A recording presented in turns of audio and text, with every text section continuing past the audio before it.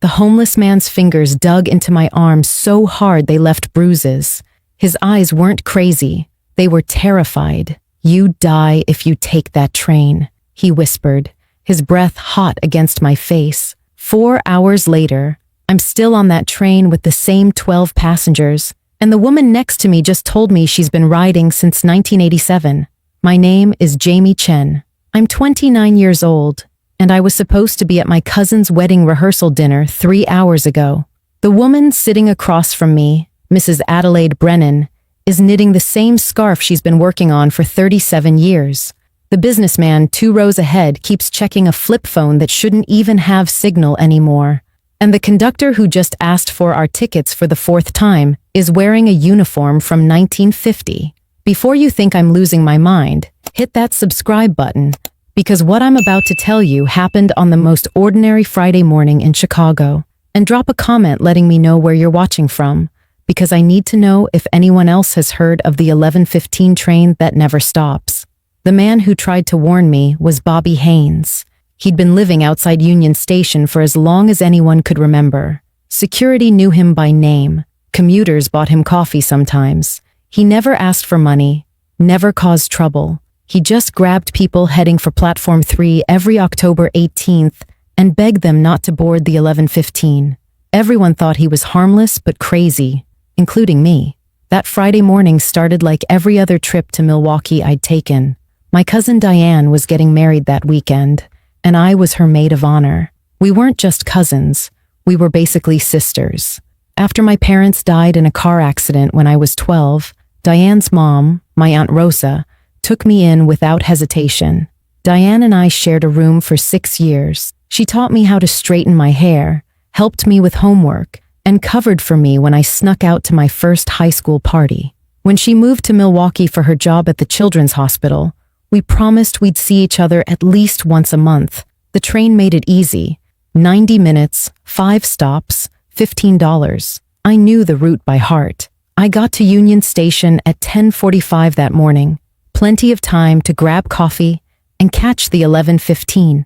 The station was buzzing with its usual Friday energy. Business people heading to meetings, college kids going home for the weekend, families dragging massive suitcases toward the platforms. I stopped at my usual coffee cart where Maria already had my order ready. "Large vanilla latte, extra shot," she said with a smile. "Going to see Diane again?" I nodded, tipping her $5, because she always remembered. I texted Diane while walking to Platform 3. "Got my coffee, boarding in 10, can't wait to see your dress." She texted back immediately. "Mom made tamales and enchiladas. She says you're too skinny. Also, James's groomsmen are all single, just saying." I laughed, typing back, "Stop trying to set me up at your own wedding." Her response was just a string of heart emojis. Platform 3 was less crowded than usual, maybe 24 people waiting for the 11:15. I found a spot near the front where I always stood, right by the emergency call box. That's when I felt the hand on my arm, not a tap or a gentle touch, but a desperate grab that spun me around. Bobby Haynes stood there, his weathered face inches from mine. Up close, I could see he wasn't as old as I'd thought, maybe 64, 65. His eyes were brown and clear, not clouded with mental illness or substances, just pure, crystalline fear. "Please," he said, his voice breaking. "Not today, not this train. Any other day, any other train, but not the 11:15 on October 18th. His fingers pressed harder into my arm.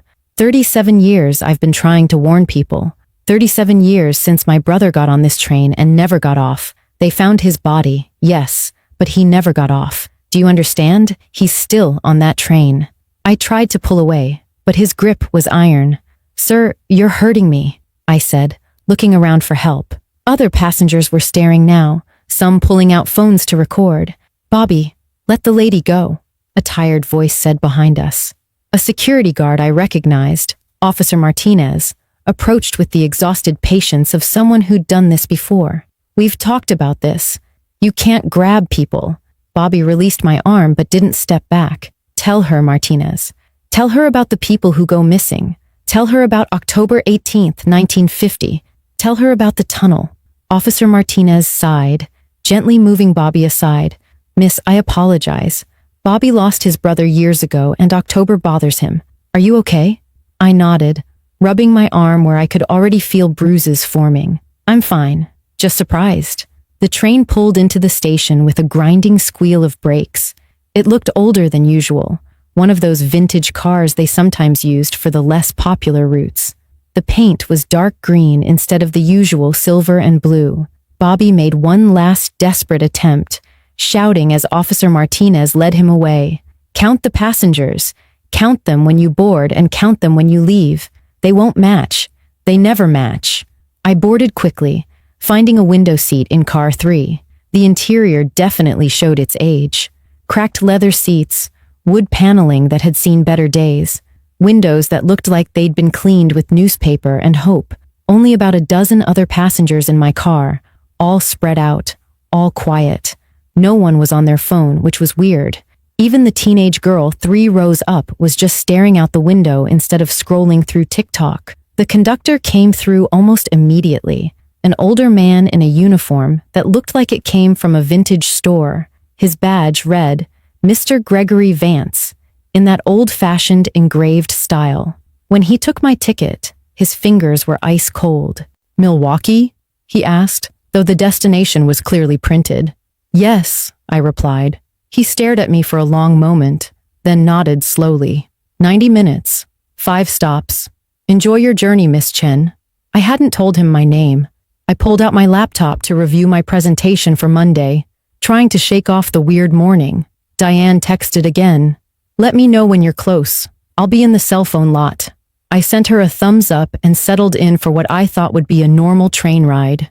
Outside the window, Chicago started sliding away, the skyline shrinking as we headed north. The familiar rhythm of the rails should have been soothing. Click, clack, click, clack, click, clack. But something was off about it. The pattern was wrong somehow, like a heartbeat with an extra chamber. The woman across the aisle, Mrs. Brennan, looked up from her knitting. She had the kind of face that belonged in old photographs, pleasant but distant. Her dress was navy blue with white polka dots, the kind my grandmother would have called Sunday best. She smiled at me, and her lips moved like she was about to say something. Then she stopped, shook her head slightly, and went back to her knitting. The scarf she was working on pooled in her lap, far too long for any practical use. It had to be at least 20 feet of perfect green yarn, row after row of identical stitches. I checked my phone. 11:30. We should be approaching the first stop soon. Glenview was only 15 minutes from Chicago. I looked out the window for familiar landmarks. The old water tower should be coming up on the right. Then the shopping complex. Then the station. But the landscape outside looked wrong. Too rural. Too empty. We'd been traveling for 15 minutes, but somehow we were passing farmland that shouldn't exist this close to the city. A red barn appeared on the left. I'd never seen a barn on this route before, and I'd taken this train at least 50 times. That's when I noticed that everyone else in the car was perfectly still. Not sleeping on a train still, but mannequin still. The businessman 2 rows ahead hadn't turned a page of his newspaper in 10 minutes. The teenage girl hadn't shifted position once. Even their breathing seemed synchronized, like they were all connected to the same ventilator. Only Mrs. Brennan's hands moved, needles clicking in that same repetitive pattern. Click, click, rap, click, click, rap, click, click, rap. The sound matched the wrong rhythm of the rails perfectly, like they were part of the same broken machine carrying us toward Milwaukee. Or at least, that's where I thought we were going. The first hour passed without us stopping at Glenview. I kept checking my phone, watching the minutes tick past 11:45, then noon, then 12:15. We should have made 2 stops by now. My GPS app showed we were moving, but the location kept jumping around like the satellite couldn't figure out where we were. 1 second we'd be near Evanston, the E. Next, we'd be back in Chicago, then suddenly north of Waukegan. None of it made sense. I stood up to find the conductor, but my legs felt heavy, like I was walking through water. The aisle stretched longer than it should have, and the fluorescent lights above flickered in a pattern that hurt to look at directly. "Excuse me," I said to Mrs. Brennan, trying to keep my voice steady. "Did we already pass Glenview? I must have missed the announcement. She looked up from her knitting, and her smile made my stomach drop. It was the kind of smile you give someone who's just received terrible news, but doesn't know it yet. "Oh dear," she said softly. "We don't stop at Glenview anymore. Haven't for quite some time." Her needles never stopped moving. "That's impossible," I said. "This is the regional line. It always stops at Glenview." She tilted her head like she was trying to remember something important. "What year do you think it is, sweetheart?" The question was so bizarre I almost laughed. "It's 2024, October 18th, Friday." Her smile grew sadder, and she looked down at her endless scarf. "That's what I thought too. October 18th, 1987. I was going to my daughter's graduation. She was getting her nursing degree, first in our family to finish college." She held up the scarf, and I could see years of work in those stitches. "I started this for her. Thought I'd finish it on the train. Still working on it." My chest tightened as I looked around the car. Really looked this time. The businessman's newspaper was dated March 3rd, 2003. The headline read something about weapons inspectors in Iraq. The teenage girl's Letterman jacket had "Class of 1995" embroidered on the back. A mother 3 rows behind me was holding a baby wrapped in a blanket. But when I looked closer, the bundle was empty. She just rocked it back and forth, humming a lullaby to nothing. I pulled out my phone to call Diane, but there was no signal, not even emergency calls only. The screen showed full bars, but every call failed immediately. I tried texting. "Something's wrong with the train. Can't explain. If you don't hear from me, tell Aunt Rosa I love her." The message just sat there with the sending icon spinning endlessly. I stood up and walked toward the front of the car, where the conductor had gone. Each step felt like pushing through thick air, and the other passengers watched me with those sympathetic, knowing looks. "Tickets, please," a voice called out behind me. I turned around, and there was Mr. Vance, even though I'd just seen him walk the opposite direction. "You already checked my ticket," I said. He smiled that same sad smile everyone seemed to have. "Tickets, please," he repeated. My hand moved on its own, reaching into my pocket, pulling out the ticket I'd already shown him. He punched it again, the hole appearing in a spot that had already been punched. "Milwaukee," he said. 90 minutes. 5 stops. I grabbed his arm as he turned to leave. My hand went right through him like he was made of cold mist. He solidified again, looking at me with something between pity and resignation. "You're new," he said quietly. "It takes time to understand. Look outside, Miss Chen. Really look." I turned to the window and saw that red barn again, the same one we'd passed 45 minutes ago. Same broken fence, same rusty tractor in the field. We were going in circles, or loops, or something my brain couldn't process. "We're not moving forward, are we?" I asked, my voice barely a whisper. Mr. Vance adjusted his cap, and I noticed the date on his badge. October 18th, 1950. "We're always moving, Miss Chen, just not in the direction you think. The train needs passengers to exist, one from each year. You're 2024. Welcome aboard the Eternal 1115. He walked away, and this time I didn't try to stop him. I sank into the nearest seat, my legs finally giving out. The woman next to me, elderly with silver hair and perfect pin curls, patted my hand. "The first day is always the hardest," she said. "I'm Dorothy, 1963. I was going to my son's wedding." She pulled out a wedding invitation from her purse, still crisp and white after 60 years. "Never made it, but I like to think he had a beautiful ceremony." I looked at my phone again. Diane had texted, but the timestamps were all wrong. "Where are you?" showed as sent 3 hours ago, even though I'd only been on the train for 90 minutes. "The rehearsal is starting" was marked as 6 hours old. "Jamie, please answer" was dated yesterday. Time wasn't working right. Nothing was working right. And somewhere in the back of my mind, Bobby's words echoed over and over. "Count the passengers when you board and count them when you leave. They won't match. They never match." I refused to accept this insanity. There had to be a logical explanation. Maybe someone had drugged my coffee. Maybe this was an elaborate prank or some kind of immersive theater experience. I pulled out my phone and started recording everything, even without signal. If nothing else, There would be evidence of whatever this was. The other passengers watched me with that same pitying expression, like they'd all been where I was now, fighting against the impossible truth of our situation. I went row by row, introducing myself to each passenger and asking them direct questions. Tom Walsh, the businessman, claimed he'd boarded in 2003 on his way to a job interview at Abbott Labs that would have doubled his salary. The teenage girl, Jessica, said it was 1995 and she was heading to Northwestern for a campus tour. Each person had the same story pattern. They'd boarded the 11:15 on October 18th of their respective years, and none of them had ever arrived at their destination. When I asked them why they didn't just get off at the next stop, they all gave the same hollow laugh. "What stop?" Tom said. "Show me a platform. Show me doors that actually open. Show me a world outside those windows that isn't the same 3 landmarks on." Repeat. I started taking detailed notes in my phone, creating a map of what I was seeing. The red barn appeared every 77 minutes. The water tower with Racine painted on it showed up 33 minutes after the barn. Then came a distinctive railroad crossing with a yellow house beside it, exactly 22 minutes after the water tower. Then the Kenosha Tunnel, dark and impossibly long, where something strange happened with the windows. After the tunnel, the cycle repeated. 77 minutes, 33 minutes, 22 minutes, tunnel, over and over like a broken record. Mrs. Brennan moved to sit beside me, her knitting needles still working that endless scarf. "You're trying to solve it," she said.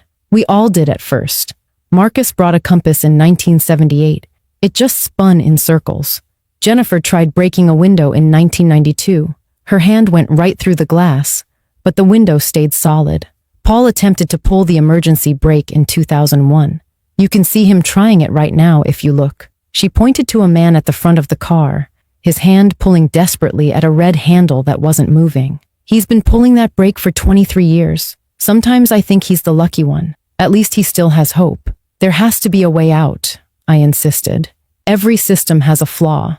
Every prison has a weakness." Mrs. Brennan's needles clicked faster. "Oh, there is a way out, dear. But you won't like it. You have to wait for your replacement. Someone who boards on October 18th of a future year. Someone who ignores the warning just like you did. Then you can leave. But you don't go home. You become like Bobby, standing at the station, grabbing arms, begging people not to board, watching them ignore you year after year." The train entered the Kenosha Tunnel again, and I pressed my face against the window. In the darkness, I could see another train passing us in the opposite direction, not beside us, but somehow occupying the same space, like 2 films overlapping. I could see through their windows, and my blood turned to ice. It was us, the same passengers, the same car, but moving backward while we moved forward. I saw myself pressed against the window, looking back at me with the same horrified expression. "Do you see it now?" Mrs. Brennan asked. "We're not just trapped on a train. We're trapped in a moment, a splice in time that keeps folding over itself." I stood up and walked to the bathroom, needing to splash water on my face, needing to think. The bathroom door opened easily, but inside was wrong. The mirror showed not my reflection, but the bathroom of a modern train, clean and updated, with a figure washing their hands. They looked up, and I saw my own face, but older, grayer, with eyes that had given up decades ago. "No," I said out loud. "This isn't happening." I slammed the door and stumbled back to my seat. "I'm going to figure this out," I announced to the car. Some passengers laughed. Others just stared.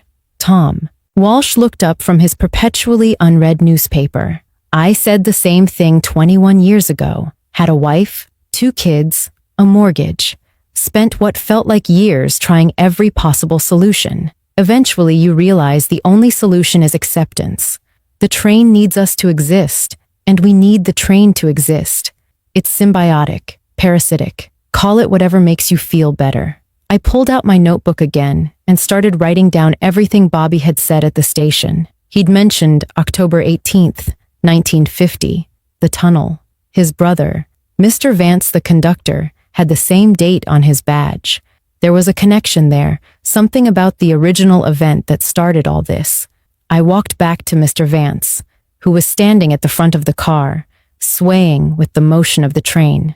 "Tell me about 1950, I said. "Tell me what really happened." He turned to look at me, and for the first time, someone on this train looked genuinely surprised. "You're different," he said. "Most people take days to start asking the right questions. Some never do." He pulled out an old photograph from his pocket, edges worn from decades of handling. It showed a group of railway workers standing in front of a train, the same green paint as ours. October 18th, 1950, the inaugural run of the new express line, 43 passengers, including my crew. We were so proud. The tunnel had just been completed, cutting 20 minutes off the journey to Milwaukee. He paused, his translucent fingers tracing the faces in the photograph. The tunnel collapsed. Not completely, just enough to trap us in a pocket. They say we died instantly from the pressure change, but that's not true. We had 3 hours. 3 hours in the dark, feeling time start to bend around us. Something about the electromagnetic fields in that tunnel, the weight of the earth above us, the precise angle of the track, it created something that shouldn't exist. A loop, a fold, a place where October 18th never ends. He put the photograph away and looked at me with eyes that held 74 years of exhaustion. The train keeps running because it doesn't know it's supposed to stop, and every year, it needs a new passenger to maintain the energy. The physics of it would drive you mad if you understood it. Better not to try. The train entered the Kenosha Tunnel again, but this time I was ready. I pressed my phone's flashlight against the window, trying to see through the darkness. The other train appeared, that parallel version moving in reverse, and I found myself staring at my own face again. But this time, I noticed something different. My double was mouthing words, desperately trying to communicate. I pressed closer, trying to read her lips, and then I understood. She wasn't saying words. She was counting. 1, 2, 3, over and over. That's when Mrs. Brennan's hand grabbed mine, her grip surprisingly strong for someone who looked so fragile. "Now you see it," she said, her voice different now, clearer and more urgent than before. "We're not on a train, dear. We are the train. Every one of us who didn't listen to the warning, we became part of its consciousness, its energy source." The tunnel ended, and sunlight flooded back in, but something had changed. I could see through the walls slightly, like they were made of thick glass. Beyond them was another layer of the train, and another beyond that, endless versions stacked like Russian dolls. "Every October 18th, the membrane gets thinner," Mrs. Brennan continued. "The train needs exactly one person from each year to maintain its existence. No more, no less. It's not random. It chooses people with unfinished business, people who were rushing towards something important." Mr. Vance appeared beside us, and now I could see completely through him to the seats behind. "The original 43 souls from 1950 power the engine," he said. "We're the core. Everyone else, you're all carriages added to an infinite train. The physics are impossible because physics don't apply here. We exist in a wound in reality that won't heal." He pulled out a maintenance log from his pocket, pages filled with dates and names going back decades. "Every passenger is logged. Every year is accounted for. You're number 37. There have been 37 October 18ths since the accident. 37 warnings ignored. 37 people who thought they knew better than the crazy man at the station." My phone suddenly exploded with notifications, all at once, like a dam bursting. Texts from Diane, hundreds of them, each time-stamped impossibly. "Where are you?" From 1 hour ago. "The rehearsal is starting." From 3 hours ago. "Jamie, you're scaring me." From 6 hours ago. "They found your phone on an empty train from 2 days ago." "We're holding your memorial tomorrow." From 1 week ago. "I miss you so much." From 1 month ago. "It's been a year, Jamie." From 1 year ago. I scrolled through them in horror, watching my life fast forward without me. Diane's wedding happening without her maid of honor. My job sending termination papers. My apartment being cleared out. My funeral service at St. Mary's with a closed casket because they never found a body. "But I'm here," I said, my voice breaking. "I'm still here. These texts prove time is passing outside. There has to be a way to communicate, to get back. Tom Walsh laughed bitterly from his seat. Check the dates on those messages more carefully. I looked again and my heart sank. They were all dated October 18th. Different years, but always October 18th. The train exists in every October 18th simultaneously, he explained. Past, present, and future. Your cousin is getting those messages on every October 18th she lives through. One per year, like clockwork. She'll get one every year until she dies, always wondering, never understanding. Mrs. Brennan stood up suddenly, her knitting falling to the floor. But there's something else, she said, looking out the window with an expression I'd never seen before. Hope. Look at the platform. We were passing through what looked like Union Station, but not quite. It was hazier, less solid, like looking at it through frosted glass. And there, on platform 3, stood Bobby, but not alone. Beside him were dozens of translucent figures, all reaching out toward the train, all mouthing warnings no one could hear. Those are the ones who got off, Mrs. Brennan whispered. The ones who found their replacements. They don't get to go home, Mr. Vance said quietly. They become the warning, living ghosts at the station, visible only to those who might listen, screaming truths that sound like madness. Bobby's been there since 1987 when his brother finally found a replacement. His brother was on the original train, survived 37 years on this loop before someone took his place. And Bobby's been trying to save others ever since, knowing that every person who boards despite his warning extends someone else's imprisonment by another year. The horrible mathematics of it hit me all at once. 37 years Bobby had been warning people. 37 people had boarded anyway. We weren't random victims. We were replacements, each of us freeing someone who'd been trapped for decades, dooming ourselves to the same fate. Who did I replace? I asked, though I already knew the answer. Mrs. Brennan smiled that sad smile one more time. Me, dear. I've been waiting since 1987. 37 years of knitting this scarf, watching that barn pass 10,000 times, counting the minutes between landmarks. You're my freedom, and I'm so very sorry. She started to fade, becoming more translucent with each passing second. Wait, I called out. How long do I have? When will my replacement come? She was almost gone now, just a shimmer in the air. Could be next year, could be 50 years, but they'll come. Someone always ignores the warning. Someone always thinks they know better, and when they do, you'll become another voice in the crowd at platform 3, grabbing arms and pleading with strangers who think you're crazy. She vanished completely, leaving only her knitting needles and that impossibly long scarf on the seat. I looked around the car at the other passengers, understanding now that we were all waiting for the same thing, waiting for someone to ignore Bobby's warning, to board the 11:15 on some future October 18th, to take our place in this rolling prison. Tom Walsh went back to his newspaper, the same page he'd been reading for 21 years. Jessica put her headphones on, listening to a Walkman that played the same song forever, and I sat down in Mrs. Brennan's seat, picked up her knitting needles, and started adding rows to the endless scarf. Because what else was there to do but wait and mark time in a place where time didn't exist, hoping that somewhere out there, someone was rushing to catch a train, ignoring a desperate warning, about to make the same mistake I had made. I spent what felt like months learning the rhythm of our prison. 77 minutes to the barn, 33 to the water tower, 22 to the railroad crossing, then the tunnel where all the versions of ourselves stared back like a shattered mirror reflecting infinite regret.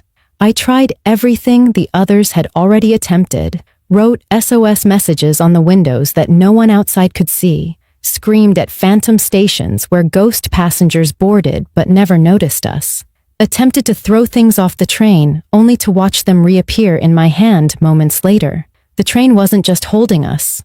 We were part of it now, cells in an organism that fed on lost time and broken promises. The worst part was watching myself fade. First, my reflection in the bathroom mirror became translucent, like looking through dirty glass. Then, my memories started blurring at the edges. Some days, I couldn't remember if Diane was my cousin or my sister. Other days, I forgot my parents' names. just knew they'd died in something tragic involving twisted metal and sirens. The other passengers told me this was mercy, that forgetting made eternity bearable. But I didn't want mercy. I wanted to remember everything I was losing, even if it hurt. Jessica, the teenager from 1995, became my closest friend in this limbo. She'd been 17 when she boarded, excited about Northwestern, about becoming a doctor. Now she was eternally 17, while somewhere in the real world, her parents had buried an empty coffin and grown old, wondering what happened to their daughter. The hardest part, she told me one day, or year, or decade later, is knowing they never got answers. At least with a body, there's closure. We're not even mysteries anymore. We're just forgotten. Time passed strangely on the train. Sometimes a minute felt like a year. Sometimes I'd blink and Tom would tell me I'd been sitting still for 3 months. I kept adding rows to Mrs. Brennan's scarf, the repetitive motion giving me something to focus on besides the endless loop. Click, click, rap, matching the rhythm of the rails. I understood now why she'd kept knitting for 37 years. It was proof we still existed, still made choices, even if those choices were as meaningless as adding green yarn to an infinite scarf. Then one day, October 18th, 2054, everything changed. The train slowed in a way it never had before, and I felt a pull in my chest like a fishing hook being tugged. Through the hazy window, I saw Union Station's Platform 3, clearer than it had ever been. A young man stood there with earbuds in, scrolling through his phone while Bobby grabbed at his arm. The man laughed, shaking Bobby off, clearly filming him for some social media post. "Check out this crazy dude," I heard him say through the supernatural thickness between worlds. "Says I'll die if I take this train. Content gold, am I right?" The doors opened. Actually opened. For the first time since I'd boarded, I could see a way out. But I also understood the price. The moment I stepped off, someone had to step on.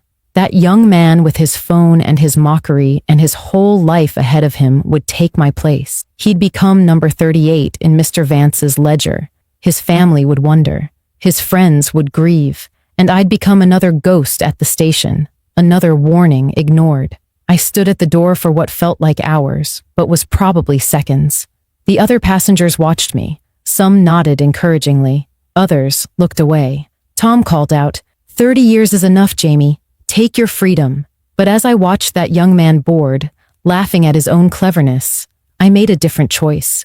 I grabbed his arm from inside the train, using every ounce of whatever supernatural strength I'd accumulated. "Your mother," I said, somehow knowing things I shouldn't know.